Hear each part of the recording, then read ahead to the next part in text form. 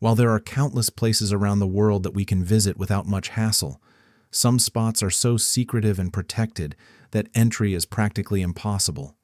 Whether it's due to national security, religious significance, or natural preservation, these places remain shrouded in mystery, making them even more fascinating. Get your blanket, grab a snack, and let's begin. The Svalbard Global Seed Vault, located deep within the Arctic Circle, the Svalbard Global Seed Vault, often called the Doomsday Vault, serves as a safeguard for the world's agricultural biodiversity. Situated on the Svalbard archipelago in Norway, the vault was built to store seeds from almost every known crop on Earth in case of natural disasters, climate change, war, or other catastrophic events. The facility is dug into a mountain, which provides natural permafrost for refrigeration. Despite the importance of this vault, access is extremely limited. Only a select few are allowed to visit, primarily researchers and officials involved in maintaining the security and integrity of the facility. The facility can store up to 4.5 million different types of seeds, which could potentially help to repopulate crops if a global agricultural collapse were to happen. The level of secrecy surrounding the vault is essential to its function, ensuring that only those directly involved in global seed preservation can access it. Mount Weather Emergency Operations Center. Hidden away in the Blue Ridge Mountains of Virginia, the Mount Weather Emergency Operations Center is one of the most highly secure locations in the United States. This facility is designed to serve as a command and control center for the U.S. government in the event of a national emergency, such as a nuclear attack. The center can house and protect high-ranking government officials, providing them with all the necessary resources to maintain operations. Inside, it contains everything from bunkers to hospitals, and its communications technology is state-of-the-art, ensuring that the government can continue to function even in the most extreme scenarios. Access is tightly restricted, and only a select group of military and government personnel are allowed entry. The secretive nature of the center has led to many conspiracy theories, but the reality is that Mount Weather is a crucial part of U.S. national security, making it one of the most restricted places on Earth. Ise Grand Shrine. The Ise Grand Shrine, located in Japan's Mie Prefecture, is one of the most sacred and revered sites in Shintoism. It is dedicated to Amaterasu, the sun goddess, and is believed to house the divine mirror, one of the 3 sacred treasures of Japan. The shrine is not only a place of worship, but also a symbol of Japan's deep spiritual connection to its ancient traditions. What makes this shrine so unique, however, is that it is rebuilt every 20 years in a tradition that has been ongoing for over 1,300 years. This cycle of rebuilding reflects the Shinto belief in death, renewal, and the passage of time. The main shrine, known as the Inner Shrine, is completely off-limits to the public. Only the Japanese imperial family and high-ranking Shinto priests are allowed to enter. Visitors can experience the awe of the site from a distance, but the most sacred areas are forever sealed to anyone outside of a few select people. This restricted access is part of a larger cultural effort to preserve the sanctity of the shrine's spiritual power. North Brother Island. North Brother Island, situated just off the coast of the Bronx in New York City, holds a dark and fascinating history. From 1885 to 1963, it was home to a quarantine hospital for individuals suffering from contagious diseases such as tuberculosis and smallpox. In the mid-20th century, it became a rehabilitation center for young drug addicts. However, after the facility closed, the island was left to nature, resulting in an eerie, abandoned atmosphere. Today, the island is considered a wildlife sanctuary and is home to various species of birds, including the black-crowned night heron. The public is forbidden from visiting the island, and while there are occasional tours offered by the National Park Service, access is extremely limited and strictly controlled. The combination of the island's haunting past and its current role in wildlife preservation makes it an intriguing but untouchable location. The Church of Our Lady Mary of Zion. Located in the Ethiopian city of Aksum, the Church of Our Lady Mary of Zion is one of the most sacred religious sites in the world. It is believed to house the Ark of the Covenant, the ancient and mysterious chest that is said to contain the 10 Commandments. According to Ethiopian tradition, the Ark was brought to Ethiopia by Menelik I, the son of King Solomon and the Queen of Sheba, and it has been hidden in the church ever since. The church is a pilgrimage site for thousands of Ethiopians, but access to the Ark is strictly controlled. Only one monk, a keeper of the Ark, is allowed to enter the room where it is kept, and he is the only person ever permitted to see it. The legend of the Ark, combined with the church's religious significance, makes this site one of the most forbidden and sacred places in the world. The church itself is accessible to the public, but the Ark remains locked away from view, adding an air of mystery to the location. The Mausoleum of the First Qin Emperor. The Mausoleum of the First Qin Emperor, located in Xi'an, China, is one of the most significant archaeological sites in the world, but it is also one of the most restricted. This massive burial site contains the famous Terracotta Army, a collection of over 8,000 life-sized statues of soldiers, horses, and chariots, which were buried with the first emperor of China, Qin Shi Huang, in 210 BCE. The purpose of these statues was to protect the emperor in the afterlife.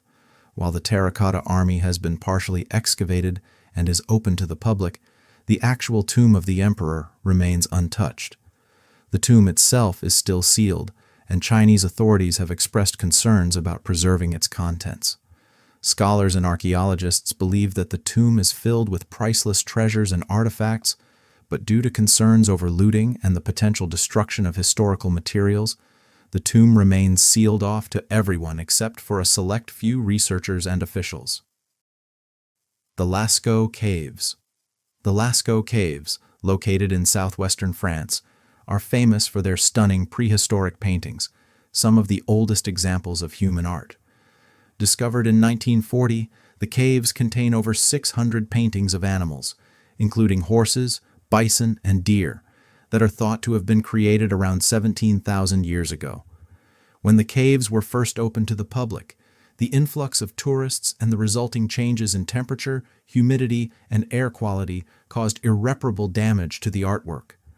To preserve these invaluable paintings, the caves were closed to the public in 1963. Since then, access has been restricted to a few scientific researchers who are studying the cave art, and replicas of the paintings have been placed in nearby exhibits for the public to view. The decision to keep the caves closed was a difficult but necessary one, as even small changes in the environment can threaten the preservation of these ancient works. Nihoa Island. Nihoa Island, part of the northwestern Hawaiian Islands, is a place of great cultural and environmental significance. The island has been inhabited for over 1,000 years by Polynesian people, and its isolated location has preserved its unique biodiversity. Nihoa is a bird sanctuary, home to several endangered species, and access is strictly controlled by the U.S. government. Only a small number of scientists and conservationists are granted permission to visit the island each year, and the public is banned from setting foot on its shores. This strict policy is intended to protect both the island's fragile ecosystem and the cultural heritage of the native Hawaiian people, who consider Nihoa a sacred place. The lack of human intervention has allowed the island's environment to remain relatively untouched, making it an invaluable natural reserve. The Vatican's Apostolic Archives, formerly known as the Vatican Secret Archives, is one of the most historically significant collections of documents in the world. It contains over 85 kilometers of shelving filled with manuscripts, letters, and official documents dating back to the 8th century. Among the most important items in the archives are documents from the Renaissance period, papal correspondence, and records from the medieval church. Despite its immense importance to scholars and historians, access to the archives is tightly controlled. Only a select group of accredited researchers are allowed to enter, and even then, they must abide by strict rules regarding the handling of the materials. The Vatican has only recently begun to allow greater access to certain parts of the archives, but many sensitive documents remain off-limits, and access to more recent materials is often restricted for decades. Bohemian Grove. Bohemian Grove is a private, members-only club located in a remote area of Northern California. It's known for hosting an annual gathering of some of the world's most influential figures, including political leaders, business moguls, and cultural elites. The retreat, which takes place every summer, has been the subject of intense scrutiny and speculation due to its secretive nature and the mysterious rituals that are allegedly held there.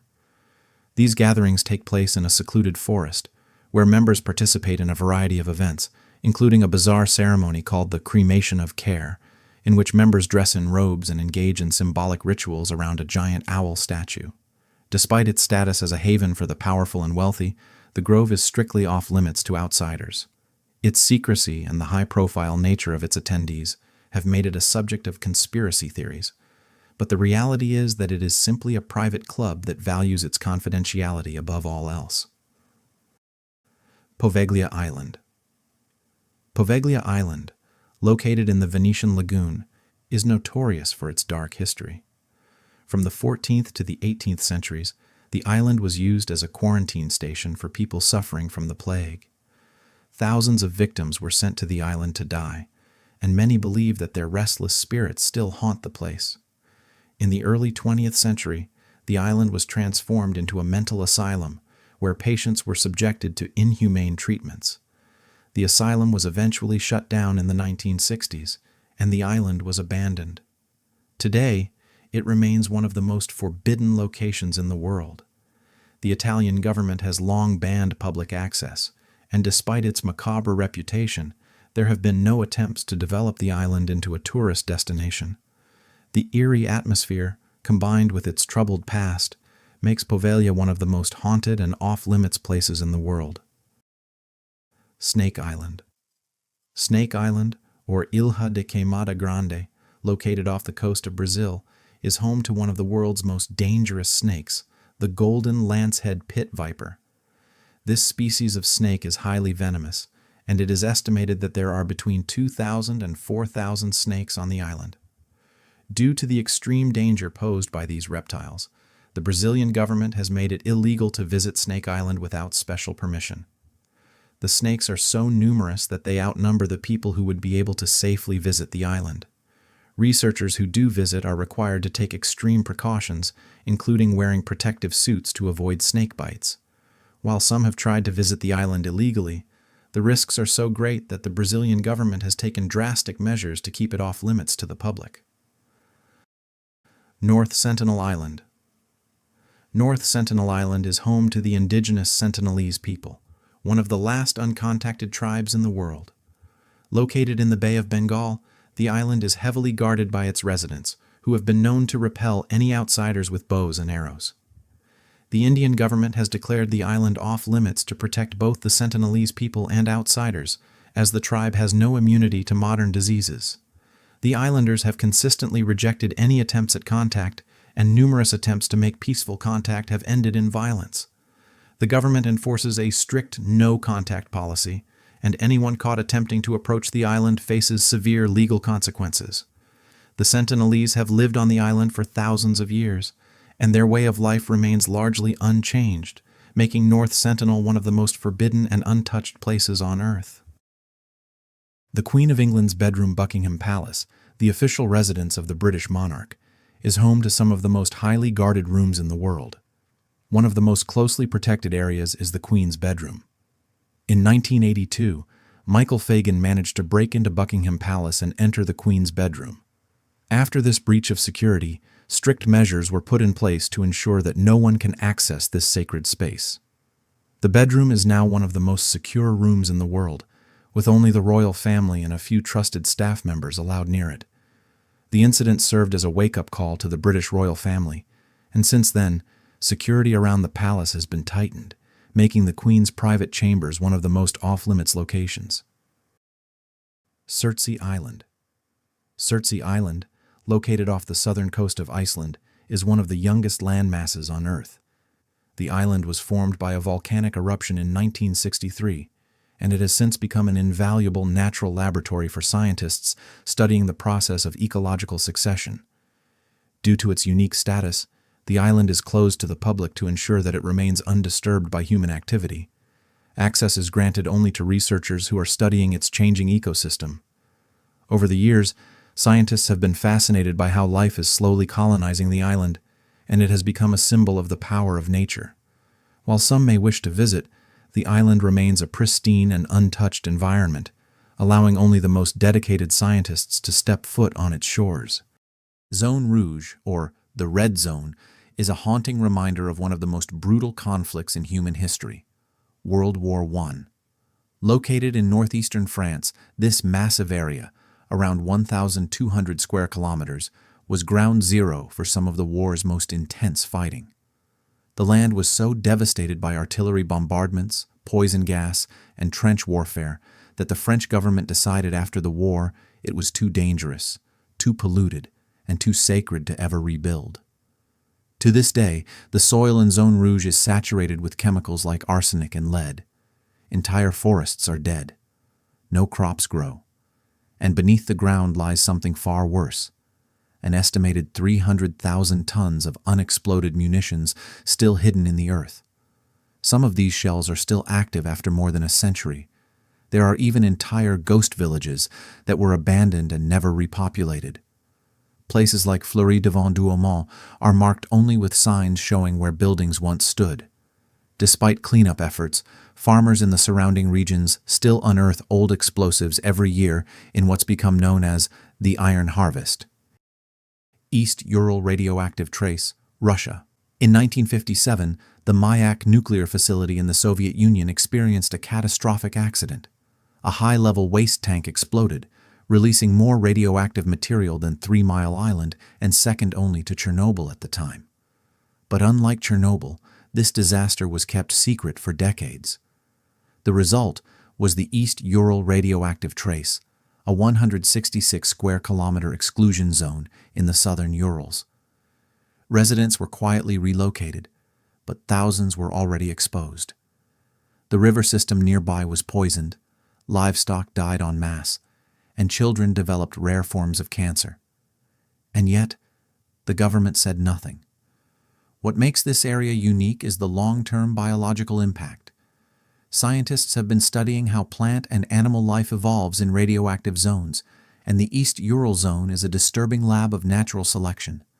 Some species show genetic mutations, others have adapted remarkably well, but it's not a safe place. Even today, Geiger counters click wildly in some areas, and Russia has designated it a radiation reserve, not for protection, but to discourage curiosity. Montserrat Exclusion Zone, Caribbean. The island of Montserrat used to be known as the Emerald Isle of the Caribbean. That changed in 1995 when the Soufriere Hills volcano erupted violently. What followed was one of the most complete urban evacuations in modern history. The capital city, Plymouth, was buried under layers of ash and lava, essentially frozen in time. More than half of Montserrat is now under exclusion. Entire suburbs lie abandoned, with streetlights and road signs poking through hardened volcanic debris. The government moved the capital to a safer northern zone, but the exclusion area remains off-limits, enforced by the Montserrat Volcano Observatory. Interestingly, scientists are closely studying geothermal features here, steam vents, sulfur pools, and seismic shifts for insights into future eruptions. And yet, life continues in unexpected ways. The island's forests are rebounding, rare birds have returned, and ecotourism is rising, though only under strict expert supervision. Korean DMZ, North and South Korea. The Korean Demilitarized Zone is one of the most paradoxical places on Earth. It's a buffer of about 4 kilometers wide and 257 kilometers long, separating two nations technically still at war. Heavily fortified, bristling with landmines, guard towers, and soldiers on hair-trigger alert, it's a region frozen in a 1953 ceasefire. But within this zone of conflict lies something unexpected: untouched wilderness. The DMZ has become one of Asia's most important wildlife sanctuaries. Endangered species like the red-crowned crane, Amur leopard, and possibly even the Siberian tiger roam freely here, shielded from humans by war. Still, the zone remains one of the most tense borders on Earth. Several tunnels have been discovered, dug by North Korea in secret. And while some areas are accessible via government-guided tours, you're constantly reminded that you're a heartbeat away from hostility. Cameras are everywhere. Guards don't smile. And one wrong move could trigger an international incident. United Nations Buffer Zone, Cyprus has been divided since 1974, when a Turkish military invasion split the island into the Turkish north and the Greek Cypriot south. Between them lies the UN Buffer Zone, or Green Line, a 180-kilometer corridor patrolled by peacekeepers. It's not just a line, it's a frozen time capsule. Inside the zone, entire neighborhoods remain untouched since the 70s. Cars are still parked, shops have goods on the shelves, homes sit with furniture and family photos still in place, now covered in dust and ivy. In the capital, Nicosia, the buffer zone cuts straight through the city center. Barbed wire, barricades, and observation posts divide streets that once connected friends, families, and businesses. Despite peace talks, the line remains unmoved. And it's not just political, it's emotional. Locals on both sides have lived their entire lives next to a border they're not allowed to cross. Frontier Closed Area, Hong Kong. Spanning 28 square kilometers, the Frontier Closed Area was created in 1951 to prevent illegal crossings from mainland China into Hong Kong. Over time, the border was reinforced with fences, checkpoints, and surveillance towers, especially as tensions rose during the Cold War. What makes the FCA unique is that it's not barren.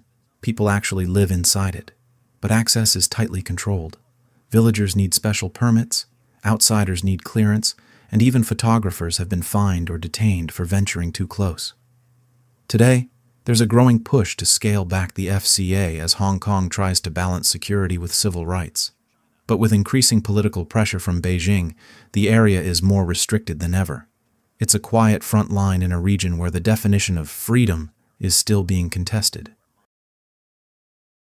Ceuta border fence, Spain-Morocco Ceuta, a small Spanish enclave in North Africa, shares a tense border with Morocco. To stop illegal immigration into the EU, Spain constructed one of the most fortified barriers in the world, twin fences topped with razor wire, thermal cameras, and motion detectors. It stretches 20 kilometers, and between the fences is a heavily patrolled strip. Despite these defenses, desperate migrants still attempt crossings.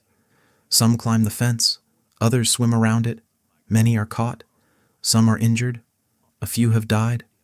Ceuta's fence represents more than a border.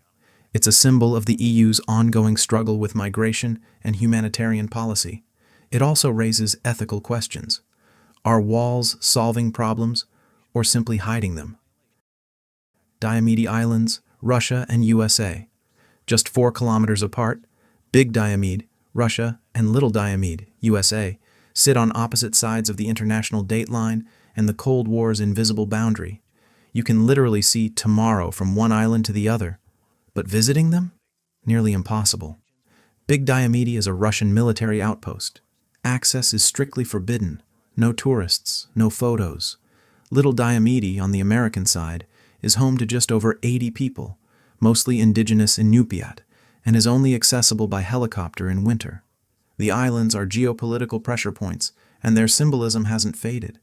In the past, during diplomatic thaws, they've represented hope. In more tense times, they're reminders of how close and how far apart two superpowers really are. The Iraq-Kuwait Barrier.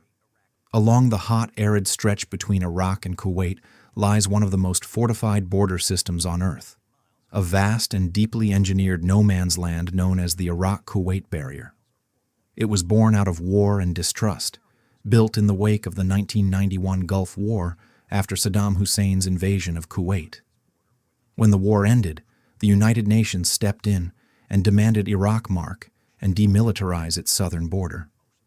This line in the sand was never just a boundary, it became a bulwark. Stretching over 190 kilometers, or roughly 120 miles, the barrier cuts across the desert from the Persian Gulf to the Saudi frontier. But it's not just a fence. It reaches nearly 10 kilometers into Iraq and nearly 5 into Kuwait. The construction includes deep trenches, barbed wire fences, concrete walls, and an array of surveillance systems, motion sensors, thermal cameras, radar systems, all integrated into a layered defense network. It's a militarized exclusion zone in every sense of the word. The entire structure is patrolled around the clock by Kuwaiti security forces, supported by international coalition troops. Entry into this zone without authorization is considered a direct threat, and it can be met with lethal force. That's not a metaphor. The rules of engagement are clear. Construction began in the mid-1990s and was completed in 2006, costing an estimated $1.3 billion. It involved dozens of contractors and extensive logistical planning. And for the most part, it's worked. The barrier has proven to be highly effective in preventing incursions. That said, it's not flawless. In 2014, fighters from the Islamic State managed to breach a section and cross into Kuwaiti territory. The breach was contained, but it was a reminder. Even the strongest walls can't erase tension. Still, the Iraq-Kuwait Barrier remains one of the most sophisticated and heavily protected exclusion zones in the world, and it will likely remain so for generations. The Russia-Finland border zone. Between the boreal forests of Finland and the vast expanse of northwestern Russia lies a border unlike any other in Europe, more than 1,300 kilometers long, and on the Russian side, sealed off by a massive exclusion zone. This isn't a wall or a fence. It's a wide swath of restricted territory established by the Soviet Union after World War II and maintained by modern Russia today. The zone covers roughly 20,000 square kilometers, an area the size of New Jersey, and it cuts through the Karelian wilderness, where rivers and lakes form natural barriers and secrets are buried deep beneath pine and snow. Officially, this exclusion zone exists to secure the frontier, to prevent smuggling, espionage, and unauthorized crossings. But it also contains military installations, radar outposts, and testing grounds, many of which are completely off limits to civilians. Even Russian citizens need special permits to enter, and those are rarely granted. Foreigners are almost never allowed in. There are villages that once thrived here, now abandoned. Old railway lines that lead to nowhere. Deep in the forest, rumors persist of hidden bunkers, experimental weapons, even forgotten Cold War projects. None of it confirmed, none of it denied. What's undeniable is this. The Russia-Finland border zone remains one of the least accessible regions in Europe, not because of geography, but by design. It's a place that refuses to be seen, and that, perhaps, is exactly the point. Fukushima Exclusion Zone, Japan. In March 2011, one of the strongest earthquakes in recorded history struck Japan. The resulting tsunami devastated the coastline and crippled the Fukushima Daiichi nuclear power plant. What followed was a series of nuclear meltdowns, explosions, and radiation leaks that forced the evacuation of entire towns. Today, more than a decade later, the area around the plant is still off limits, an exclusion zone spanning roughly 1,000 square kilometers. It's divided into 3 zones based on radiation levels. The most dangerous is the so-called difficult-to-return zone, where radiation remains so high that full repopulation is considered impossible for decades, maybe longer. Access is heavily restricted. Government checkpoints surround the area. Workers entering must wear full protective gear and carry radiation dosimeters. The risk isn't theoretical. Exposure here can still be lethal. Despite the danger, some still venture in. Thrill seekers, urban explorers, rogue journalists looking to capture the eerie beauty of abandoned homes, schools, and streets frozen in time. But entering without permission is illegal and dangerous. Radiation is invisible, silent, and its damage accumulates quietly, cell by cell. Deep in the Ural Mountains of Russia lies a place shrouded in mystery, secrecy, and suspicion. Meschgorje. Officially, it's a closed town, one that doesn't appear on most maps and is inaccessible to the public. This remote settlement has sparked countless theories over the years, most of which point towards something much more than what's being publicly acknowledged. What exactly happens in Meschgorje, and why does it remain so hidden? The Russian government has provided little information about the town, and this silence has only fueled speculation. The most persistent theory is that Meschgorje is somehow connected to the nearby Mount Yamantau, a peak that has become infamous among conspiracy theorists. Mount Yamantau has long been suspected to harbor secret underground military facilities, possibly housing nuclear weapons or other classified operations. Why would such a site be located in such a remote part of Russia, so far from major cities or military hubs? And why would Meschgorje be designated as a closed town, with no outsiders allowed, if it wasn't connected to something far more significant than a simple village? There are multiple elements that suggest this secrecy is deliberate. The town itself is located in a region with rugged terrain, making it difficult to access. Its remote location, combined with the absence of a clear purpose for its existence, adds to the sense that something strange is happening behind closed doors. The Russian government has stated that Meschgorje is simply a settlement for workers who are employed in nearby mining operations. However, this explanation falls short when you consider the high level of security surrounding the town, as well as the rumors of extensive underground structures beneath the mountain. Some speculate that the town is merely a cover for something far more secretive, such as a military base or research facility dedicated to top-secret projects. What could they be working on? Perhaps they're testing weapons, studying alternative energy sources, or developing technologies that are far beyond what we can even imagine. The rumors surrounding Meschgorje are not entirely unfounded. There are reports of sightings from nearby residents and satellite imagery that seem to show strange, highly protected areas in the vicinity of the town. One of the most convincing pieces of evidence comes from the fact that the area around Mount Yamantau has been blocked off by the Russian military for years. Access to this region is restricted, and the few individuals who have attempted to get close to the area have been turned away. What's going on within those mountains? And why is the Russian government so determined to keep it a secret? It's clear that there's something valuable, something dangerous, hidden beneath the surface. The Chernobyl exclusion zone in northern Ukraine stands as a haunting reminder of the catastrophic nuclear disaster that occurred at the Chernobyl nuclear power plant on April 26, 1986. While the explosion itself was a horrifying event that changed the course of history, what followed, the lasting impact of the disaster on the environment and the lives of those affected, remains one of the most chilling legacies of human technological failure. But the exclusion zone is not just a grim historical site. It's also a place of stark, eerie beauty, where time has stood still and nature has slowly reclaimed what was once a bustling industrial landscape. The meltdown at Reactor 4 released a massive amount of radioactive material into the atmosphere, which quickly spread across Europe. The immediate impact was devastating, but the long-term consequences were even more profound. The fallout from the explosion caused widespread contamination, and the radiation levels in the surrounding areas remained dangerously high. In response, the Soviet Union evacuated the town of Pripyat, home to the workers of the plant and their families, and eventually declared a 30-kilometer radius around the plant as the Chernobyl exclusion zone. People were told to leave everything behind and evacuate in a hurry. In some cases, families didn't even get a chance to say goodbye.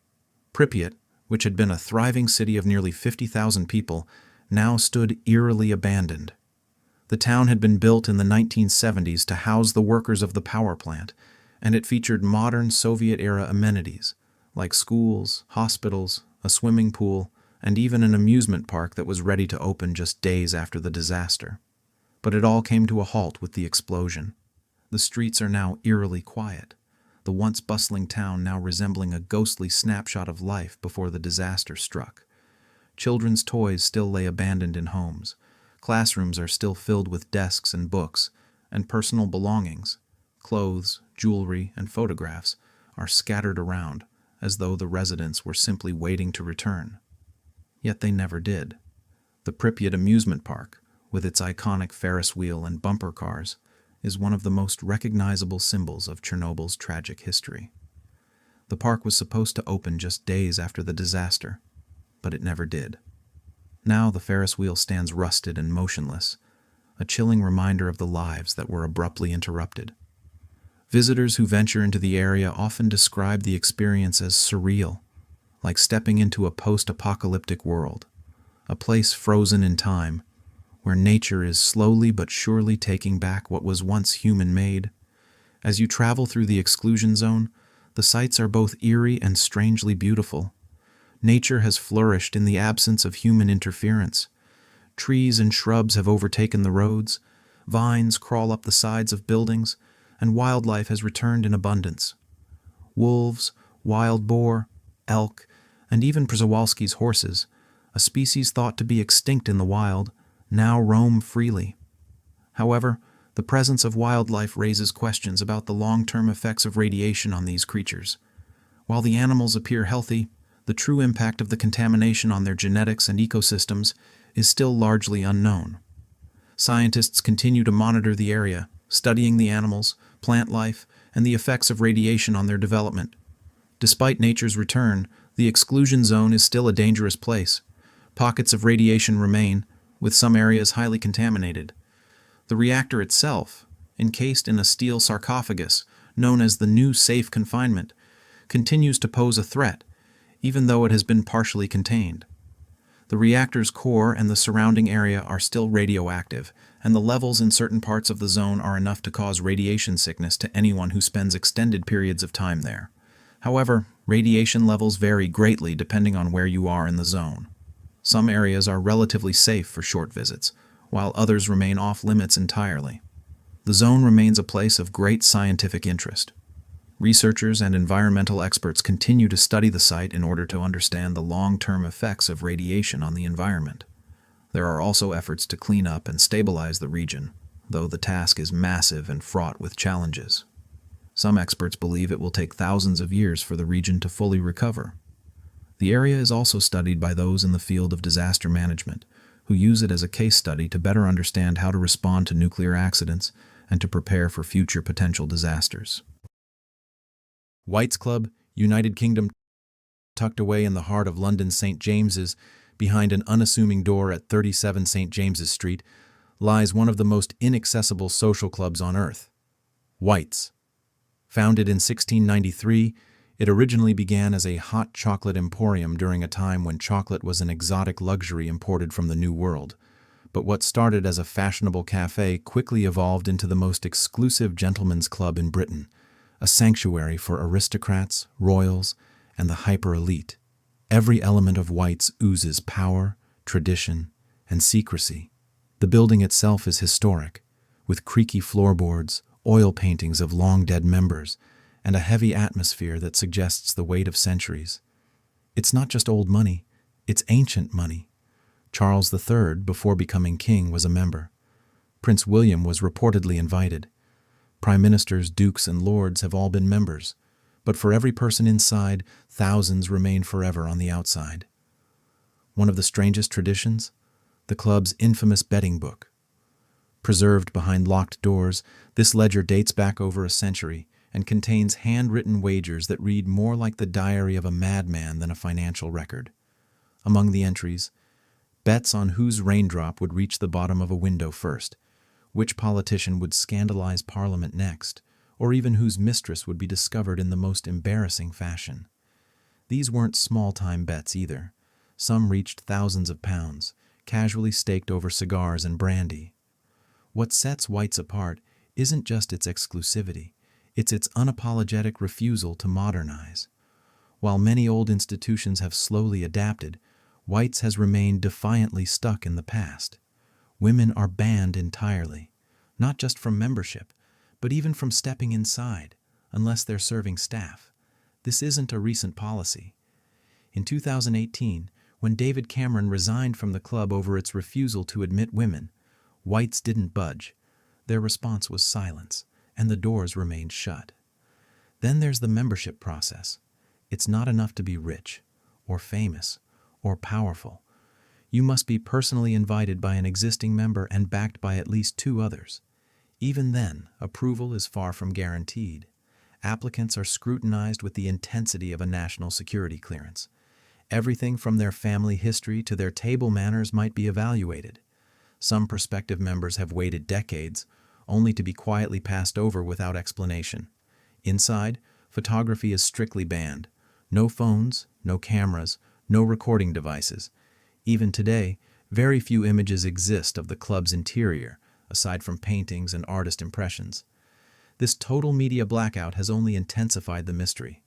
The lack of public scrutiny means conversations can be completely candid. Deals, alliances, and secrets are rumored to pass through its halls, often over claret and game pie, beneath the dim glow of Victorian sconces. It's not just tradition for tradition's sake. White's has real influence. It's a political power base dressed as a drinking club. Some have called it the most powerful room in Britain, a place where decisions are floated casually over lunch, long before they become public policy. While it would be absurd to think modern Britain is run entirely from inside White's, it's equally naive to believe that nothing important happens there. The interior itself is a time capsule. Velvet chairs, wood-paneled walls, and crested cutlery. There's a dining room known only to members, where the menu hasn't changed in over 50 years. There's a library filled with rare volumes, many of them donated by deceased members. There's even a rumor that one of the fireplaces is secretly connected to a tunnel leading to nearby residences. Perfect for discreet comings and goings. White's also has a secret hierarchy. There are members, yes, but also inner circles within the membership. Some members are invited to private dinners in the upper rooms, while others never move past the bar. Influence inside the club can matter almost as much as influence in the world outside. Over the years, White's has survived wars, political revolutions, and cultural upheavals. It has refused television interviews. It has declined historians. It has turned down documentarians. The club's leadership is known to reject any attempt to lift the curtain. In a world obsessed with access and exposure, White's remains stubbornly opaque, and that's precisely why it holds such allure. Even now, membership at White's is seen by many as the final stamp of aristocratic legitimacy, an unspoken acknowledgement that you've arrived, not just in terms of wealth or fame, but lineage and pedigree. You can buy a mansion, you can rent a jet, but you can't buy your way into White's. Morgan Island, USA, hidden just off the coast of South Carolina, surrounded by the calm, brackish waters of the St. Helena Sound, lies an island that you can't visit, can't explore, and definitely can't sneak into. Morgan Island. Its nickname? Monkey Island. But don't let the cute name fool you. This isn't a zoo or a wildlife sanctuary or some secret tourist destination. It's one of the most off-limits biological research sites in the United States, home to over 3,000 free-ranging rhesus macaques, and not a single human resident. You might be asking, why would the U.S. government need an entire island just for monkeys? The story begins in the 1970s, when researchers in Puerto Rico faced a serious problem. A research facility called Cayo Santiago had been used for decades to study rhesus monkeys, but contamination risks and outbreaks of viral diseases, including the herpes B virus, which can be deadly to humans, began to raise alarms. Researchers needed a new, more isolated location. Enter Morgan Island. In the early 1980s, hundreds of rhesus macaques were carefully relocated from Puerto Rico to this tiny island in the low country of South Carolina. But they weren't just dumped into the wild. The relocation was carried out by the South Carolina Department of Natural Resources in partnership with the National Institute of Allergy and Infectious Diseases. Since then, the island has remained closed to the public for one very clear reason: containment. You see, rhesus macaques are smart, social, and surprisingly aggressive. They're also known carriers of zoonotic diseases, illnesses that can be transmitted from animals to humans.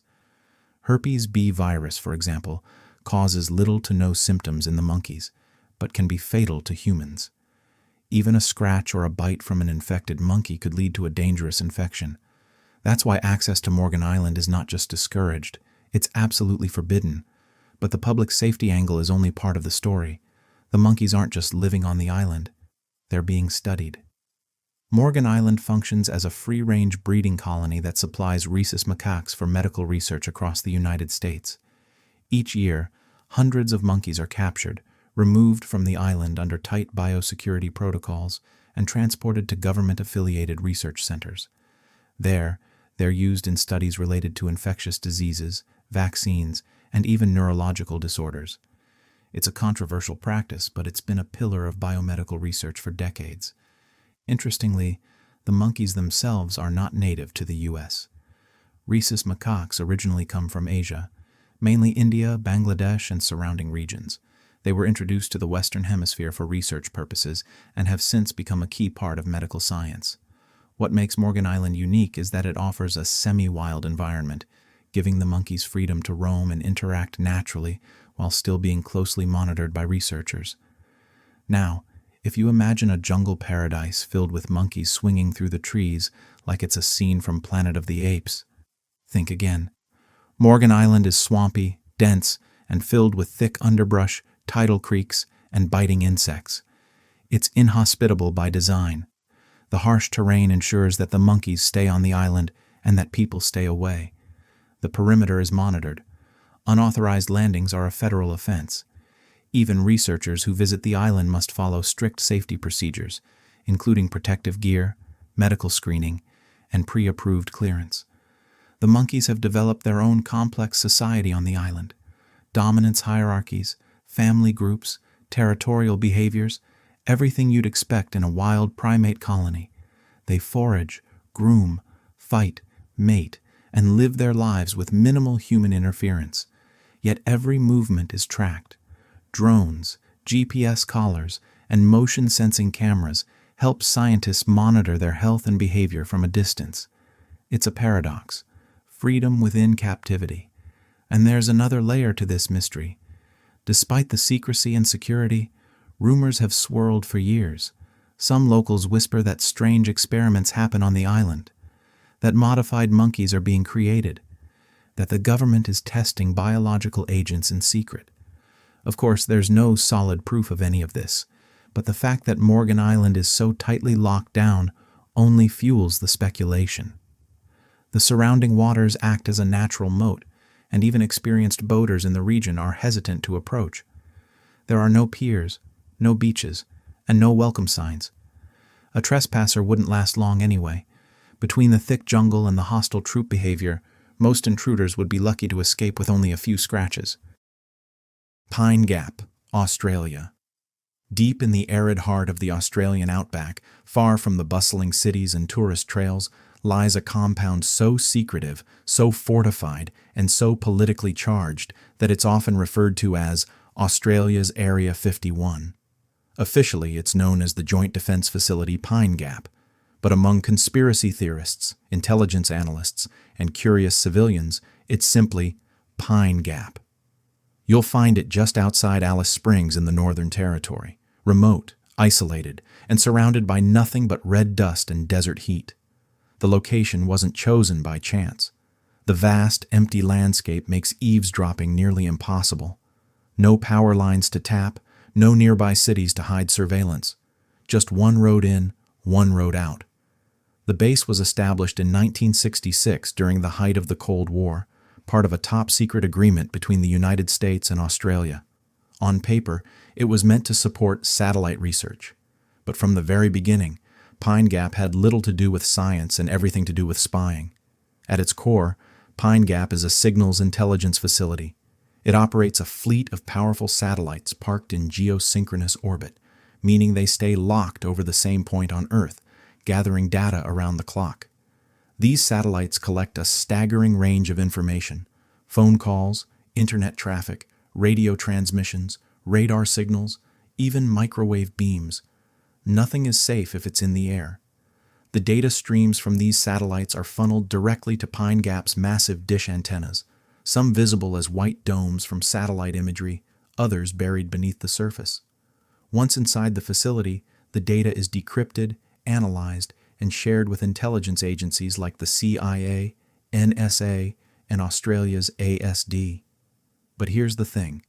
Not even Australian lawmakers know the full extent of what goes on behind those gates. One of Pine Gap's most controversial roles is its connection to drone warfare. Evidence suggests that data collected at Pine Gap is used to geolocate targets in the Middle East and Africa, allowing the U.S. to conduct drone strikes with pinpoint accuracy. Critics argue that this makes Australia complicit in extrajudicial killings, despite having little to no oversight over the operations. And yet, the Australian government continues to deny or deflect questions about Pine Gap's involvement. Even former intelligence officials have admitted that the facility plays a central role in U.S. global military strategy. It's part of the Echelon Network, a global surveillance system operated by the Five Eyes Alliance, comprising the U.S., UK, Canada, Australia, and New Zealand. Through this network, Pine Gap helps track missile launches, monitor communications from foreign governments, and intercept potentially hostile transmissions. But the facility's reach doesn't end at military surveillance. It also plays a major role in economic espionage. Leaked documents from whistleblowers like Edward Snowden revealed that Pine Gap and its partner stations have intercepted communications from foreign corporations, trade negotiators, and even allied governments. These operations are conducted under extreme secrecy, raising ethical questions about privacy, sovereignty, and the limits of global surveillance. Security at Pine Gap is, unsurprisingly, intense. The perimeter is surrounded by motion sensors, high fencing, infrared cameras, and armed patrols. The airspace above the facility is restricted. Even drones flown too close are intercepted or destroyed. No photography, no visitors, no exceptions. The people who work there are just as secretive. Staffed by both Americans and Australians, the personnel are flown in and out of the base under heavy secrecy. Most are employees of U.S. intelligence agencies or defense contractors. They sign strict non-disclosure agreements. Their work is compartmentalized, meaning most employees don't even know what their colleagues are doing. Inside the facility, it's rumored that certain sections are off-limits, even to high-level Australian officials.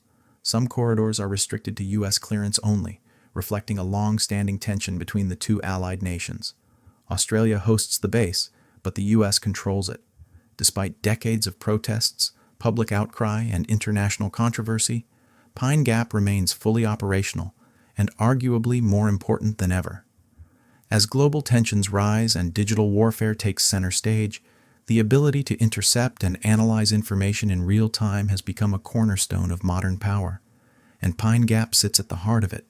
In fact, the facility has quietly expanded over the years. New antennas, new buildings, new underground sections, rumored to be protected against electromagnetic pulses and nuclear attacks. Some experts believe that Pine Gap could serve as a command and control center in the event of a global conflict. A literal bunker for digital warfare. Room 39, North Korea. Tucked away in the dense web of secrecy that defines North Korea's regime lies a shadowy organization so secretive, so enigmatic, that even its exact location remains unknown.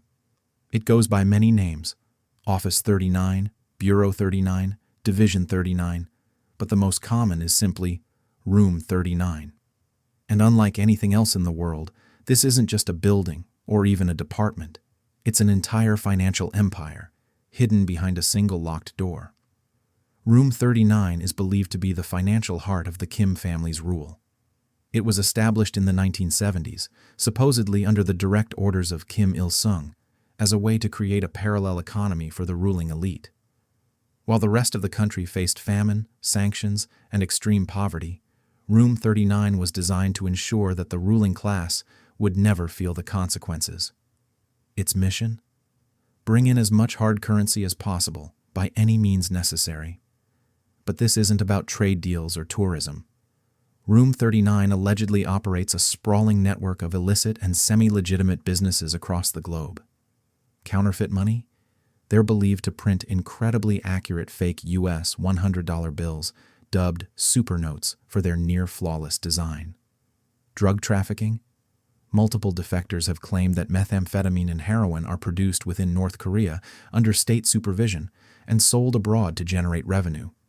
Then there's the export of endangered wildlife products, weapons deals with rogue states, the sale of North Korean laborers to work in slave-like conditions overseas, and even insurance fraud on a global scale. Room 39 allegedly runs it all, laundering the profits through shell companies, offshore accounts, and fake trade agreements. It's estimated to bring in between $500 million to $1 billion every single year. And where does that money go?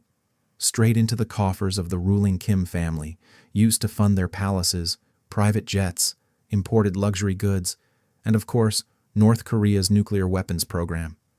It's a state within a state, operating with no oversight, no budget caps, and no accountability. It doesn't just support the regime, it is the regime. Despite being one of the most sanctioned countries in the world, North Korea continues to sidestep international pressure, largely thanks to Room 39. Fake companies are registered in countries like China, Russia, and even Southeast Asia. These companies engage in seemingly legitimate trade, mining, seafood exports, textiles, but the profits funnel back to Pyongyang through an invisible network of operatives loyal to the Kim dynasty. One of Room 39's most insidious operations involves North Korean workers sent abroad under state contracts. These workers, often in Russia, China, or the Middle East, live in squalid conditions, working long hours under constant surveillance. Up to 90% of their wages are confiscated and rerouted back to Room 39. On paper, these are employment contracts. In reality, they're state-run labor camps with global reach. Even North Korea's embassies are not what they seem. Some former diplomats have confessed that embassies double as revenue-generating hubs, smuggling goods, selling drugs, running black market operations, all under diplomatic immunity. Their real job isn't diplomacy. It's keeping Room 39's accounts in the green. Multiple international investigations have attempted to expose and dismantle Room 39's operations, but the results have been limited. The organization is fluid, constantly changing names, rebranding its front companies, and moving assets through a global maze of financial networks. Sanctions hit one company, and another pops up under a new alias days later. It's a game of global whack-a-mole, with billions at stake. And then there's the human side of it, the people running these operations. Very little is known about the individuals behind Room 39. Some sources suggest it's led by trusted members of the Kim family inner circle. Others say it's controlled by the ruling Workers' Party's organization and guidance department. What's clear is that these people are among the most loyal and most dangerous in the country. Betrayal is not an option. Leaking information? A death sentence. Journalists and intelligence agencies have spent decades trying to map out Room 39's full scope, but progress is slow. In a country where even the location of the leader's bathroom is a state secret, trying to trace an invisible financial network is like hunting shadows in a blackout. Still, occasional leaks offer glimpses into the scale of the operation. One defector claimed Room 39 was located in a nondescript building in Pyongyang, with a simple sign and no markings. Another claimed it spans several buildings and departments. Yet another suggested that Room 39 isn't just a place. It's an evolving entity embedded within every aspect of the regime's survival. It changes names, merges departments, and creates new arms as needed. Woomera Prohibited Area, Australia. Hidden away in the vast, rugged expanse of South Australia, the Woomera Prohibited Area, WPA, is one of the most tightly controlled and restricted places on Earth. Stretching over 122,000 square kilometers, an area larger than some countries, the WPA is not just a remote, inhospitable region. It's a top-secret zone used for military and scientific testing. While parts of the area are occasionally open to the public under strict guidelines, the heart of Woomera remains completely off-limits to ordinary civilians. It's a place shrouded in secrecy, closely monitored, and fiercely protected, and you'll need far more than curiosity to gain access. The history of Woomera dates back to the 1940s, when Australia and the United Kingdom struck a deal to create a testing ground for rockets, missiles, and other advanced weaponry. The remote location made it an ideal spot for testing, far removed from civilian populations. Over the years, the WPA has played a critical role in developing and testing everything from early rocketry to experimental aircraft and satellite technologies. The area has been involved in some of the most significant military and technological developments in Australia's history, and its isolation and size ensure that it's remained a critical site for these tests. Today, the WPA is primarily used for military operations, including missile launches and the testing of weapons systems. It's a vast, barren landscape that seems almost made for this type of experimentation. The area is so secure that it's patrolled by both Australian military personnel and private security firms who monitor and enforce the perimeter of this highly restricted zone. It's considered one of the most important testing areas in the world, with the Australian government and various military forces conducting some of their most advanced and sensitive operations here. For civilians, the concept of Woomera is both fascinating and elusive. While the perimeter is heavily guarded, some areas are available for controlled tours, usually focused on the history of the region rather than current military activities. These tours, however, are limited, highly regulated, and typically require advance approval. Even then, visitors are restricted to designated routes, never allowed to veer off into more sensitive areas. The broader WPA is a military zone, and anyone caught trespassing in the restricted areas can face serious legal consequences, including arrest or hefty fines. The WPA's significance goes beyond just its military and scientific role. The area also has historical and cultural importance to Australia's Indigenous peoples, as it sits on traditional land used by local Aboriginal communities for thousands of years. The land has been the subject of numerous protests by Indigenous groups, who argue that the military's use of the land has impacted their cultural heritage and access to sacred sites. Despite these concerns, the WPA remains a critical area for Australia's defence strategy, and its use continues to be a point of contention. There's another layer to Woomera's mystique that adds to its allure. Over the decades, the WPA has become a magnet for conspiracy theories and speculation. Its long history of secretive operations and its role in classified military testing has led some to believe that Woomera is involved in projects far beyond just missiles and rockets. Some theories suggest that the area is used to test experimental aircraft, possibly even alien technology or weapon systems that are far beyond what is publicly known. While there's no concrete evidence to support these claims, the secrecy surrounding the area only fuels the rumors and adds to the mystique of the place. In addition to military testing, Woomera has played a key role in Australia's space ambitions. The area has been used for satellite launches and other space-related experiments. The Australian Space Agency has long had an interest in the region, as the WPA offers an ideal location for launching rockets due to its remoteness and lack of population centers. In fact, several notable Australian and international space missions have used Woomera for rocket testing and launch activities. The area is also home to one of the world's largest collections of rocket testing infrastructure, some of which is still in use today for both Australian and foreign space programs. RAF Menwith Hill, UK. Tucked away in the Yorkshire countryside of northern England, RAF Menwith Hill is an unassuming military base that, on the surface, looks like a relatively ordinary site. However, this base is anything but ordinary. To the untrained eye, it may appear as though it's simply a radar station, but in reality, it's one of the most important, yet secretive, intelligence-gathering centers in the world. The facility is a key part of the global surveillance network run by both the United States and the United Kingdom, and it's widely regarded as one of the most classified military sites in the UK. The base is highly secured, with constant surveillance, and access is tightly controlled, ensuring that only those with the highest level of clearance can even approach it. RAF Menwith Hill is known for its vast array of massive white radar domes, which are impossible to miss, and have become one of the most recognizable features of the base. These giant domes, often referred to as golf balls due to their appearance, house highly sophisticated equipment that plays a crucial role in global surveillance.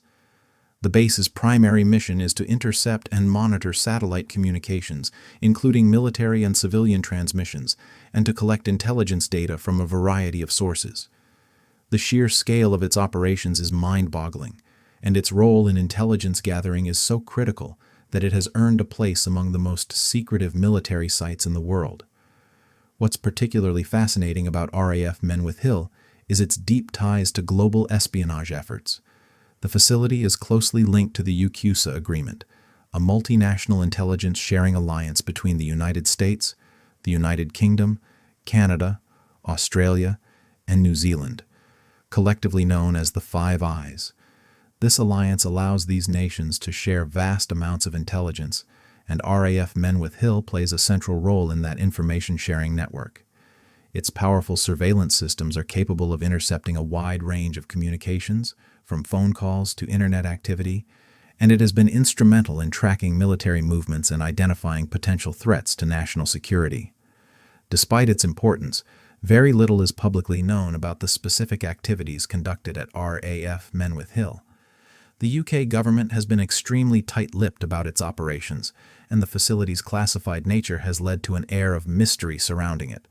However, leaked documents and whistleblower testimonies have suggested that the base is involved in a range of covert activities, including the monitoring of communications from terrorist organizations, foreign governments, and military operations around the globe. Some reports have even claimed that RAF Menwith Hill has played a role in cyber espionage, providing valuable data for intelligence agencies looking to monitor and combat cyber threats. The base's connection to the global surveillance system is not limited to just military communications. It has been reported that the facility has the capability to monitor private communications, including email and phone conversations, on a massive scale. This has led to concerns about privacy and the potential for mass surveillance, as the data collected by RAF Menwith Hill can be used to monitor both foreign and domestic activities. The sheer volume of information collected by the base is staggering, and it's widely believed that the intelligence gathered here is shared among the Five Eyes nations and other allied countries. The security around RAF Menwith Hill is unparalleled. The base is heavily guarded, with restricted access and surveillance on all sides. It's surrounded by high fences, and anyone attempting to breach the perimeter is met with swift action. The nearby towns have become accustomed to the base's presence, but few outside of military circles truly understand the full extent of its operations. Despite the fact that the base is located in a relatively peaceful, rural part of the UK, its activities are anything but calm.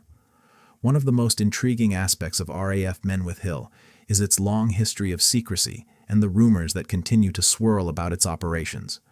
Over the years, there have been numerous reports of strange activities, from unusual aircraft sightings to mysterious signals being intercepted by its surveillance systems. These reports have fueled speculation that the base is involved in far more than just routine intelligence gathering. Some believe that RAF Menwith Hill is at the center of a vast conspiracy involving government cover-ups, high-level espionage, and even extraterrestrial communications, though there is no concrete evidence to support such claims. Diego Garcia, British Indian Ocean Territory. Diego Garcia is a remote island located in the heart of the Indian Ocean, far from any major landmass. On the map, it might seem like an idyllic tropical paradise, with its pristine beaches and crystal-clear waters. But this island, part of the British Indian Ocean Territory, has a history and purpose that are anything but peaceful. Today, Diego Garcia is a highly restricted military base, leased to the United States by the United Kingdom, and it serves as one of the most strategic and secretive locations for American military operations around the globe. Its role as a military hub is so vital that it is considered one of the most forbidden places on Earth. The island's story began in the 1960s, when the British government agreed to lease it to the United States in a deal that would establish a key military base in the Indian Ocean. In exchange for the lease, the U.S. agreed to pay rent, but the terms of the lease were highly secretive, and many of the details remain classified to this day. The base that was constructed on Diego Garcia is officially known as a joint-use facility, meaning that it is used by both the U.S. and the UK military, but it is primarily controlled by the United States. Over the years, the base on Diego Garcia has become one of the most important military outposts for the United States, serving a variety of strategic purposes. The island's location is crucial for military operations in the Middle East, Asia, and Africa, making it an ideal base for surveillance, reconnaissance, and military strikes. The U.S. has used Diego Garcia as a launch point for numerous operations, including airstrikes in the Gulf War, the invasion of Afghanistan, and the Iraq War. The base is also believed to house nuclear weapons, although the U.S. government has never officially confirmed this. Its strategic importance is so great that it remains under heavy security, with entry strictly controlled and only military personnel allowed on the island. One of the most controversial aspects of Diego Garcia's history is the forced displacement of its original inhabitants. The Chagosians, a group of native people who had lived on the island for generations, were forcibly removed by the British government in the late 1960s and early 1970s to make way for the U.S. military base. The eviction was carried out with little regard for the Chagosians' rights or well-being. They were relocated to other islands in the region or to the Seychelles, but many were left without compensation or proper support. The Chagosians' plight has been the subject of international criticism, and they continue to fight for the right to return to Diego Garcia. However, the British government has consistently refused to allow them to return, citing security concerns and the need to maintain the base's operational status. Diego Garcia's strategic value to the United States military cannot be overstated. The island's location places it in close proximity to key areas of geopolitical interest, such as the Middle East and Southeast Asia. From Diego Garcia, U.S. forces can monitor maritime traffic, track military movements, and launch operations in areas of conflict. The island is equipped with state-of-the-art communication systems, radar facilities, and military infrastructure, making it one of the most advanced and well-equipped bases in the world. In addition to its use as a launching pad for military operations, Diego Garcia also serves as a vital refueling and resupply station for U.S. forces operating in the region. The U.S. military presence on Diego Garcia is part of a broader strategy to maintain dominance in the Indian Ocean and surrounding regions. The base allows the U.S. to project power over a vast area, from Africa to Asia, and it provides a critical staging point for naval operations, surveillance missions, and rapid response actions.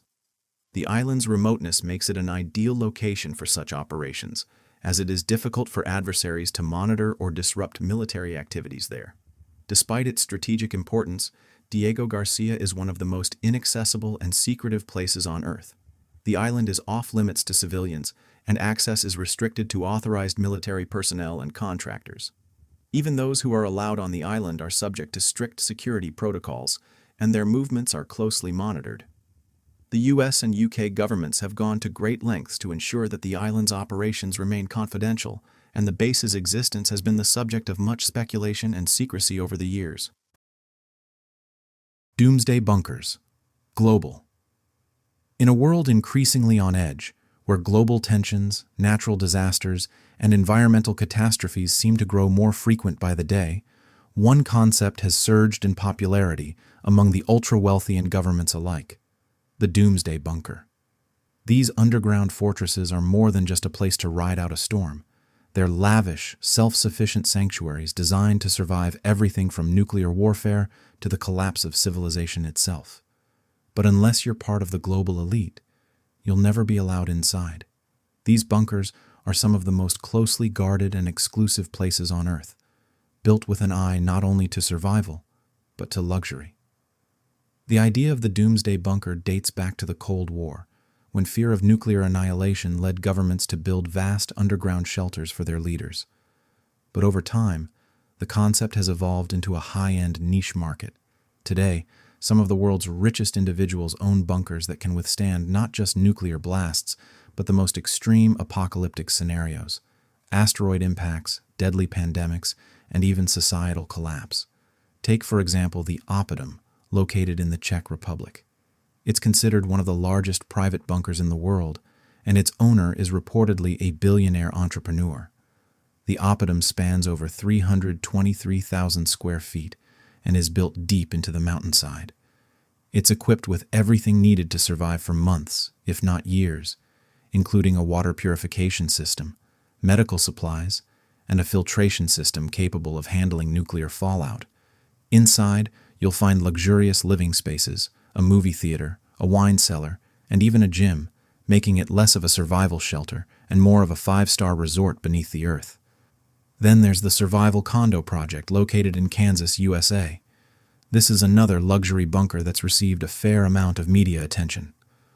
Originally built as a missile silo during the Cold War, the site was repurposed by its current owner into a high-end private survival complex. The Survival Condo Project features everything from a swimming pool and fitness center to a library and a hydroponic farm that can sustain its inhabitants with fresh food for years. Units in the complex start at a few $1,000,000, with the largest penthouses costing upwards of $20 million. The Survival Condo Project is so exclusive that even if you have the money, you won't be allowed to buy a unit unless you've been vetted and approved by the owner. These bunkers are not just about survival, they're about comfort, security, and secrecy. For the people who can afford them, the idea is that they're preparing not only for the worst, but for the most exclusive and well-equipped version of it. You won't find these bunkers listed on real estate websites. They're not something you can walk into off the street. Access is heavily restricted, and even if you do have the means, you need connections to get past the gates. But it's not just about the ultra-wealthy. Governments also have their own secretive doomsday bunkers, many of which are off-limits to the public, and their purpose goes far beyond surviving a natural disaster or war. For example, Norway's Svalbard Global Seed Vault, sometimes referred to as the Doomsday Vault, is located deep within a mountain on the Svalbard archipelago. It's designed to store the world's most important seeds in case of global catastrophe, ensuring that agriculture could eventually be rebuilt after a disaster. While this is not a bunker for people, it symbolizes the kind of disaster preparation that governments take seriously. For the ultra-rich, however, it's about more than just survival. It's about creating a safe haven that can protect them and their loved ones from anything the world might throw at them. The exclusive nature of these bunkers means that they're not just places for survival, but for networking and forging alliances with other like-minded individuals. These bunkers are surrounded by layers of security, monitored by private security firms, and often include surveillance technology that makes them virtually impenetrable. While the existence of these bunkers has been known for years, their locations and the specifics of their design remain shrouded in secrecy. Governments, military organizations, and private individuals all understand the power of keeping such facilities off the radar. They're guarded by armed personnel, surrounded by high fences, and often equipped with state-of-the-art security systems that prevent unauthorized access. Bouvet Island. You've probably never heard of it. And honestly, that's by design. In the middle of the South Atlantic Ocean, nearly 1,000 miles from the nearest landmass, sits an island so isolated, so unreachable, that it might as well be on another planet. It's called Bouvetoya, or Bouvet Island in English, and it's officially the most remote island on Earth. No people live there, no cities, no ports, no hotels, no airstrips. In fact, over 93% of the island is covered by a glacier. The rest? Sharp volcanic cliffs, ice fields, endless fog, relentless winds, and total, utter silence. But despite being uninhabited and almost completely inaccessible, Bouvet Island is not unclaimed. Norway owns it. It's a dependent territory, a speck of sovereign land surrounded by thousands of miles of hostile ocean. The question is, why? To find that out, we have to go back to 1739. That's when a French naval officer named Jean-Baptiste Charles Bouvet de Lozier first discovered the island, or at least he thought he did. What he actually spotted through the fog was just the southern tip of it, surrounded by icebergs, battered by Antarctic storms. It wasn't until nearly 100 years later, in the 1800s, that explorers even confirmed the island existed. By then, it had already drifted into mystery, half myth, half map error. For decades, no one could even find the island again. That's how remote it is. Eventually, Norway annexed Bouvet in 1927 and made the claim official in 1930. Today, it's classified as a nature reserve. The entire island and its surrounding waters are protected by strict environmental laws. No one is allowed to visit without permission from the Norwegian government, and even if you could get permission, reaching it is a logistical nightmare. There are no docks to land a boat, no smooth surfaces for a plane. The only real way to access the island is by helicopter from a ship, and even then, only during a brief window in the Antarctic summer, when storms are less frequent. Less frequent, not absent. It's still one of the stormiest places on Earth. The remoteness has created a frozen time capsule. The island is home to penguin colonies, seabirds, and seal populations that have never seen humans before. The wildlife has no fear of people, because they've never had to learn fear. And the land itself looks like something out of a science fiction movie. Glaciers crack and groan in the wind. The ground is volcanic, black and sharp, but often hidden beneath layers of snow and mist. It feels untouched, alien, pure. But not everything about Bouvet is peaceful. In 1964, a British research vessel made a bizarre discovery. On the island's shore, wedged between the ice and the rocks, was a lifeboat. It had no markings, no people, no equipment, nothing nearby that could explain how it got there. Just a lifeboat, sitting in the most remote place on Earth. To this day, nobody knows where it came from. No shipwreck was ever found. No radio distress call was logged. No missing persons connected to the area. It was as if the boat had simply appeared and then been left to vanish into history. That mystery, of course, has sparked plenty of rumors. Was it a secret expedition gone wrong? A Cold War experiment? Something darker? Some people have even speculated that the island is used for covert research, the kind that needs to happen far from civilization. After all, you can't really get more off-grid than Bouvet. And here's something even stranger. In the late 20th century, the United States established a remote weather station on the island using an automatic monitoring unit. It ran on solar power and satellite links, with no humans involved. Why would the U.S. be interested in a tiny glacier-covered island owned by Norway, halfway to Antarctica? No one really knows. The official reason was for climate and atmospheric research, and that might be true. But some believe the station was also useful for tracking missile paths, long-range communications, or testing how technology withstands extreme isolation. Eventually, the station stopped transmitting. It broke down and was never repaired. Today, only fragments of it remain, buried under ice and snow, corroding in the wind. As of now, the only structure on Bouvet is a tiny automated Norwegian weather station. It reports temperature, wind speed, and ocean conditions. That's it. No human lives there. No one guards it. No one watches it. It's just out there, alone. You might wonder why anyone even bothers to claim or monitor a place like Bouvet Island. After all, there's no gold or oil or rare earth metals there. No strategic advantage, no tourism value. But sometimes territory isn't about usefulness. It's about presence, about saying, we exist here, even in the places where no one else can go, even in the coldest, loneliest corners of the earth. There's a place in the middle of the New Mexico desert that changed the world forever. It doesn't look like much. Just open scrubland. Quiet, dusty plains, surrounded by low mountains and endless sky. You could drive past it and never know you were near something historic, something dangerous, something sacred, in a strange, haunting way. This is the Trinity site, and it's where the world's first nuclear bomb was tested. July 16th, 1945, 5:29 a.m. A flash lit up the desert that turned the night into day, brighter than anything mankind had ever created before.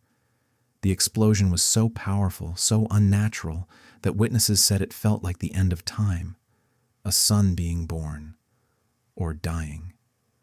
That moment, just 0.016 seconds after detonation, was when the nuclear age began. But the story of the Trinity site starts long before that. Back in the early 1940s, as World War II raged on, a top-secret U.S. military project known as the Manhattan Project was underway. Its goal? To build an atomic bomb before Nazi Germany could. The research was split across different sites: Los Alamos in New Mexico, Oak Ridge in Tennessee, and Hanford in Washington. But when it came time to test the bomb, they needed a remote, controlled environment where no one could see or hear what was about to happen. They chose a barren stretch of land in the Jornada del Muerto Desert, Spanish for Journey of the Dead Man, a place with almost no population, no infrastructure, no prying eyes. The detonation site was carefully prepared. A 100-foot steel tower was built. At its top, they placed a spherical bomb known only as the Gadget. It wasn't dropped from a plane. This was a controlled ground explosion, an experiment as much as a weapon test. Scientists didn't know exactly what would happen. Some feared the bomb would ignite the atmosphere and destroy the world. Others thought it might fail completely. When the countdown hit 0, reality split. The explosion was the equivalent of 21,000 tons of TNT. A fireball rose into the sky. Shockwaves echoed for miles. The heat turned the desert sand into green radioactive glass, a new mineral we now call trinitite. The blast carved a crater over 300 feet wide. Windows shattered 120 miles away. And for a few seconds, the world had witnessed something no civilization had ever known: the power of the atom, unleashed. 3 weeks later, that same technology would be dropped on Hiroshima, then Nagasaki, and history was rewritten. Today, the Trinity site is still part of the White Sands Missile Range, a massive military testing area operated by the U.S. Army. The exact spot of the explosion is marked by a simple black obelisk made of lava rock, standing quietly in the middle of the desert. Around it, fencing, warning signs, and beyond that, miles and miles of silence. The area remains off limits to the public most of the year, but twice a year, on the first Saturdays of April and October, the site opens for what's called a Trinity Site Open House. Visitors are allowed inside for just a few hours. They walk the ground, touch the glass, read the plaques, stand at the epicenter of history. Some people cry, others don't say a word, because there's something about the place, an energy that's impossible to explain. It's not just the science, or the war, or the scale of destruction that came afterward. It's the knowledge that this is where it all started, and not everything is marked by a plaque. Some of the original buildings still stand. The ranch house where scientists assembled the plutonium core, the bunkers used to record high-speed footage, even the remains of the steel tower, which vaporized in the blast. Shards of it were found fused into the sand, twisted like melted candy. There are also remnants the public doesn't see: buried cables, sensors, testing pits, and radiation warning markers. The U.S. government has cleaned and secured the area over the decades, but trace levels of radiation still linger. It's not enough to cause immediate harm, but the land remembers. Trinitite, the strange green glass created in the explosion, was once scattered everywhere. Over the years, collectors took samples. Now it's illegal to remove any from the site. What remains is either behind glass in museums or still buried beneath the sand. Some people believe the Trinity site should be closed to visitors permanently. Too dangerous, too symbolic. Others think it should become a major historical park, a warning for future generations. But for now, it exists in a strange middle ground, not forgotten, but not embraced either. The Trinity site represents a moment when science crossed a threshold, when human beings created something more powerful than themselves, something they couldn't fully control. It's not just a bomb crater in the desert. It's the birthplace of the nuclear era, of the Cold War, of the doctrine of mutually assured destruction, and perhaps of a new kind of morality. Far out in the Bay of Bengal, beyond the bustling ports of mainland India, lies a scattering of islands that time seems to have forgotten. These are the Andaman and Nicobar Islands, a chain of over 500 islands stretching across nearly 700 kilometers of open sea. To the average traveler, they appear like tropical postcards: emerald forests, white sand beaches, turquoise water.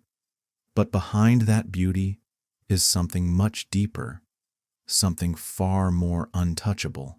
Hidden within these islands are people who do not want to be found. They are the Sentinelese, the Jarawa, the Onga, the great Andamanese, some of the last remaining uncontacted or minimally contacted tribes on Earth. For thousands of years they've lived here, in almost complete isolation from the modern world. No roads, no medicine, no electricity, just the rhythms of the forest and the sea. And they want it to stay that way. The Indian government, recognizing both the vulnerability and the sovereignty of these indigenous peoples, has designated large sections of the islands as exclusion zones. These aren't just nature reserves. They are legally enforced, patrolled no-go areas. Outsiders, whether tourists, researchers, or even aid workers, are strictly banned from entering. These laws exist for a reason. These tribes have no immunity to common diseases like the flu or measles. A single handshake could wipe out an entire population. But it's not just about protecting their health. It's about respecting their choice, a choice to live without our interference. Perhaps the most mysterious and fiercely independent of them all are the Sentinelese, who live on North Sentinel Island, an island roughly the size of Manhattan, surrounded by coral reefs and guarded by dense jungle. The Sentinelese are completely uncontacted, not by accident, but by force of will. Every attempt to engage with them, even peaceful ones, has been met with immediate hostility.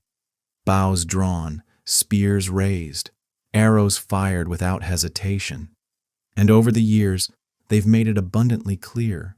They do not want help. They do not want company. They do not want us. In 2006, 2 fishermen whose boat drifted too close to the island were killed. Their bodies were never recovered. In 2018, an American missionary named John Allen Chow attempted to make contact. He paid fishermen to take him illegally near the island. He brought gifts, scissors, a soccer ball, a Bible. But he never returned. He was killed, most likely within hours of landing. The Indian government refused to retrieve his body, citing both the danger of further violence and the Sentinelese's right to be left alone. It was a tragedy and a reminder. Sometimes the most respectful thing we can do is stay away. These tribes are not curiosities. They're not relics. They're living cultures, shaped by time, environment, and deep knowledge of the land.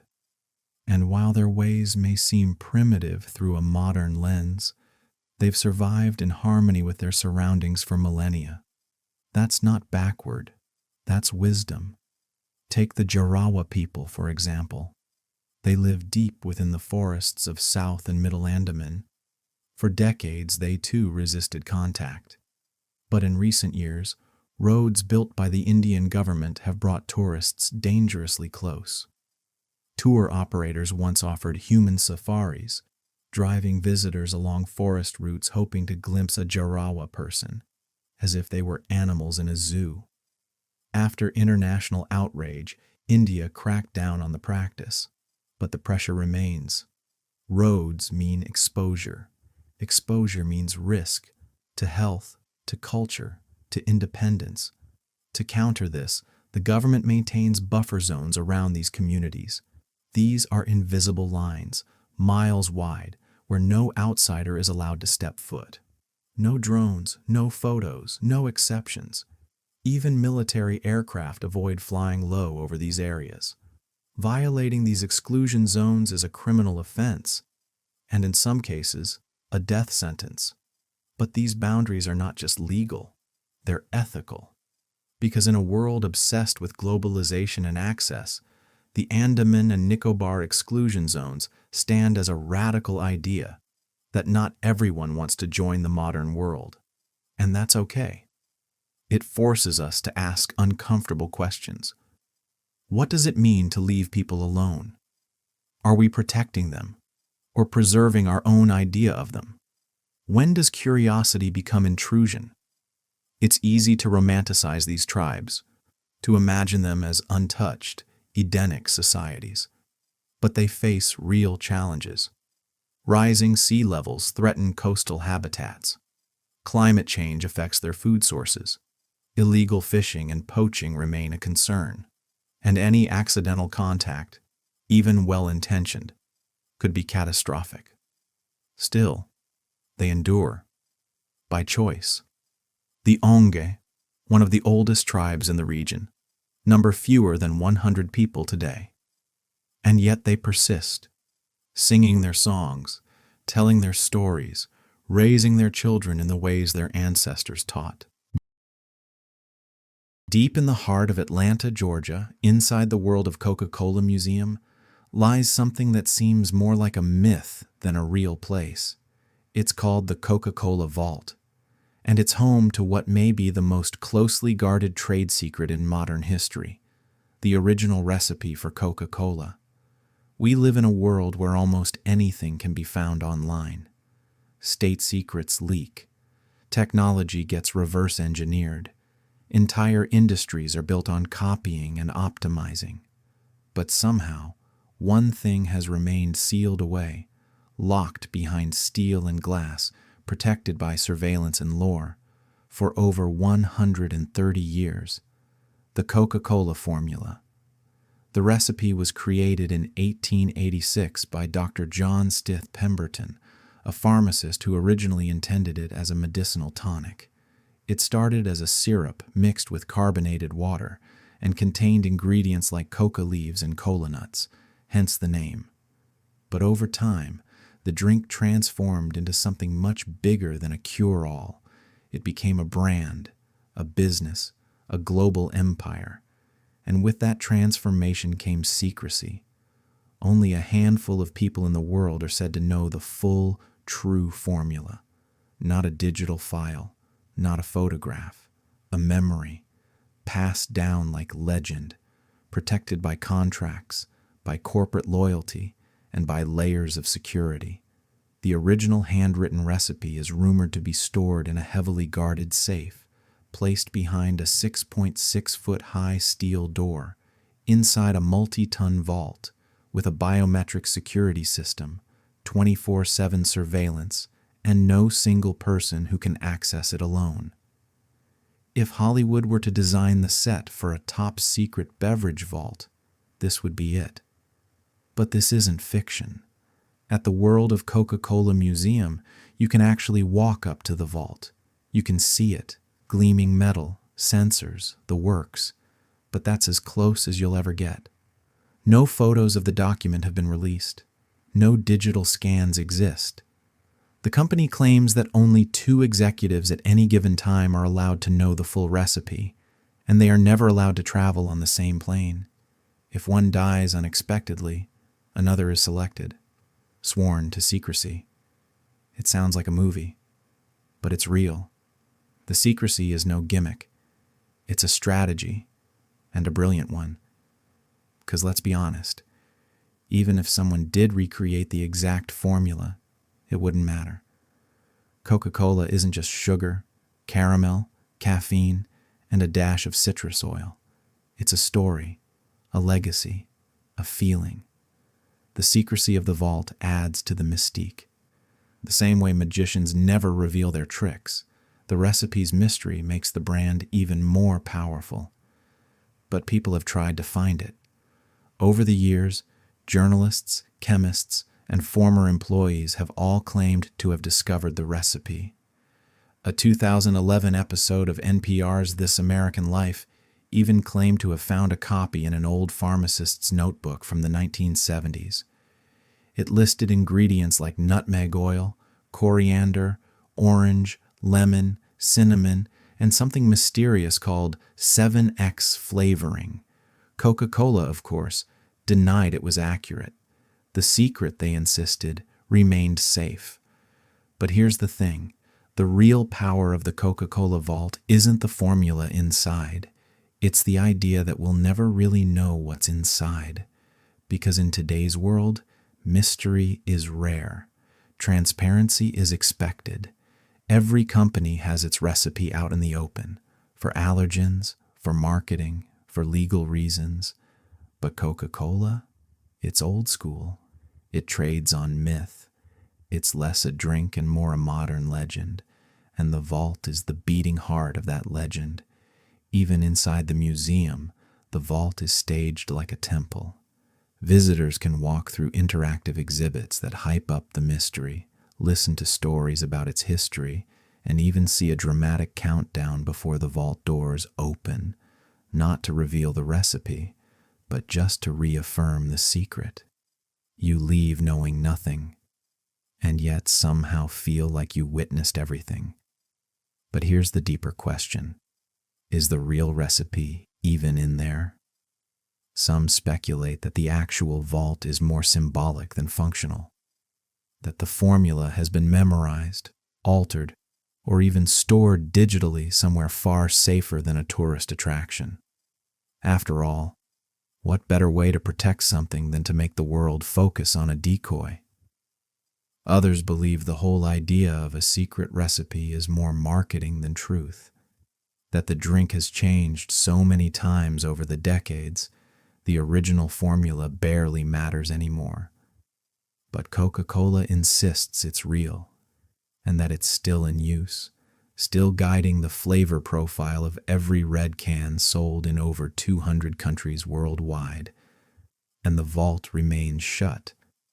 There's something timeless about that. In a world where we're constantly told to share, to reveal, to explain, the Coca-Cola vault says, no, this belongs to us. It's a reminder that secrets still exist, that not everything needs to be known to be valuable, that sometimes the best way to protect a treasure is to wrap it in myth. Nestled deep in the Bohemian Switzerland National Park of the Czech Republic, hidden among dense forests and towering cliffs, stands one of Europe's most surreal natural wonders, the Pravčická Brána. A colossal sandstone arch, rising almost 100 feet high and stretching over 85 feet across, it is the largest natural rock bridge on the entire European continent. But more than that, it's a portal into a realm of ancient geology, human mystery, and fiercely protected wilderness, one that's become nearly impossible to visit up close. For centuries, this place has drawn in poets, painters, wanderers, and scientists alike. Its raw beauty is staggering. Imagine a stone arch so impossibly large it looks like gravity forgot it existed, formed over millions of years by erosion, wind, and time. The arch was once part of a vast sandstone plateau, slowly whittled away until only this elegant fragment remained, like a sculpture left behind by nature herself. Long before it became a tourist destination, Pravčická Brána was regarded with awe and even superstition. Local legends said the arch was created by giants, or that it was a sacred gateway used by spirits to cross between worlds. The surrounding forest was believed to be enchanted, and to this day, it still feels that way. Walk the quiet trails that lead up through the woods, and the only sounds you'll hear are the whispering pines and the occasional call of a hawk echoing off the cliffs. In the 1800s, the region began to attract more attention, particularly from European nobility and Romantic-era adventurers. A small chateau, known as the Falcon's Nest, was built near the base of the arch, offering food and lodging for those willing to make the rugged trek into the wilderness. At that time, visitors were still allowed to walk directly beneath the arch or even climb on it. Black and white photos from the early 1900s show travelers in old-fashioned clothes standing proudly on top of the bridge, tiny specks against the vast stone curve. But that freedom came with a cost. Over time, the number of visitors grew, and the fragile sandstone began to suffer. Cracks appeared. Chunks of stone flaked off. Scientists realized that human contact, the vibrations of footsteps, the weight, the moisture from hands, was accelerating the natural erosion process. This wasn't just a beautiful rock formation anymore. It was a fragile relic, millions of years in the making, and it was quietly dying. By the early 1980s, the damage was undeniable. In 1982, authorities made a decision that changed everything. They banned access to the arch entirely. No more climbing, no more walking underneath it, and definitely no more standing on top. Barriers were placed, signs were installed, rangers began patrolling the area. Today you can still visit the surrounding paths, the lookout points, and the nearby chateau, but the arch itself is completely off limits, not just discouraged, but strictly forbidden. Drones are banned, climbing is illegal, and enforcement is serious. The area is part of a protected national park, and fines for trespassing can be steep. It's a place you can see, but never touch, like staring at a fragile piece of ancient art sealed behind glass. But oddly, that distance seems to make it even more magical. Standing at the closest legal viewpoint, watching the sunlight slide across its surface, you realize the power of presence. Just being near it is enough. It's a monument not just to nature's force, but to our ability to know when to stop, to back away, and let something exist without interference. Still, some people can't resist the temptation. Every year, a few thrill seekers ignore the signs and sneak past the barriers, sometimes under the cover of night, sometimes posing as hikers gone astray. Some are caught, others post their photos online. But what they don't show is the damage they cause. Not just to the arch, but to the delicate mosses and micro-ecosystems that live in the surrounding rocks. What they don't show is the risk. One slip on the arch's curved, sandy surface, and there's nothing to stop a deadly fall. The truth is, the ban exists for a reason. Pravčická Brána is irreplaceable. Once it collapses, and one day it will, it'll be gone forever. The sandstone is slowly, inevitably breaking down, as it has for millions of years. But the rate of that collapse is something we can influence. And for now, by keeping our distance, we help it remain standing just a little longer. The modern story of Pravčická Brána is about balance, a delicate compromise between admiration and preservation. You stand before this towering arch, and it feels timeless. But in truth, it's living on borrowed time. Every winter, freezing temperatures wedge water into the rock's microscopic cracks. Every spring thaw brings tiny shifts, and every decade, the structure grows just a bit more fragile. What we're seeing now is likely the last chapter of its existence as a whole, intact arch. Geologists monitor it constantly. Tiny sensors embedded in the stone measure movement, temperature, stress. The data they collect helps scientists predict changes and plan for long-term preservation. But there's only so much they can do. Nature always wins in the end.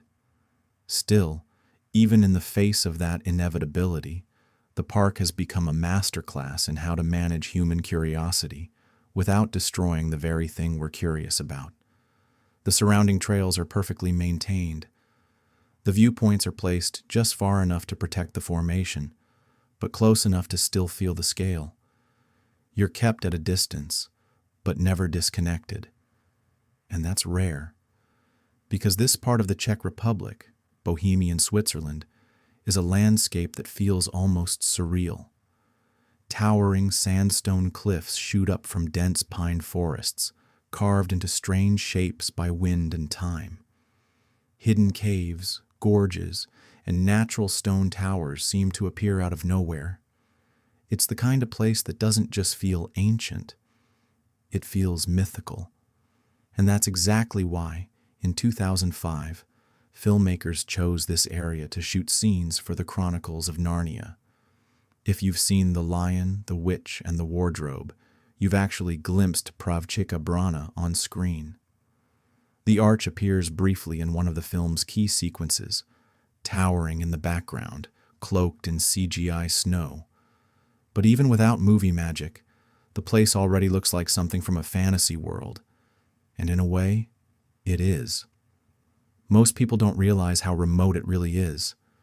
To get to the arch, you can't just drive up and park. You hike, sometimes for hours, through winding forest paths, across narrow ridgelines, up steep inclines. There are no shortcuts, and when you finally round the last bend and see it, this enormous stone bridge suspended in the sky, it hits you. The silence, the scale, the way the arch frames the world behind it like a window into another realm. And maybe that's what makes it so special, because unlike most natural wonders that have been paved over with parking lots and snack stands, Pravčická Brána still demands something from you. Effort, respect, restraint. You don't just see it, you earn it. That's why, despite the restrictions, despite the no-access zones, visitors keep coming. Not to conquer it, but to stand in awe of it. In a world where so many landscapes have been stripped down, commodified, and turned into Instagram backdrops, this arch remains wild. It's not a photo op. It's a lesson in time. The bridge you see now is a snapshot in geological history, caught mid-collapse. Millions of years ago, it didn't exist. Millions of years from now, it won't. We're here in the blink of an eye, witnessing a moment that won't last. And that's part of what makes it powerful. It's also a lesson in humility. For all our engineering brilliance, we couldn't recreate something like this. The span, the curves, the way it blends into the cliffs around it. It's beyond what we could build, and yet it's been here, untouched, long before we were. But maybe the most important lesson is this. Not everything is meant to be touched. Not every space needs to be opened up, climbed on, commercialized. Sometimes the best way to honor something is to simply leave it alone. That's a hard truth in a world where access is everything, where people expect to go anywhere, take photos of anything, own a piece of every experience. But Pravčická Brána pushes back against that. It reminds us that awe doesn't require ownership. That wonder can exist just out of reach and still be real. So you stand there, watching the sun slip behind the arch, turning the sandstone gold. You hear the wind moving through the pines, and for a moment, you feel something ancient stirring, not just in the stone, but in yourself. Something quiet, something wild, something that doesn't want to be posted or shared or tagged. It just wants to be, and that's enough.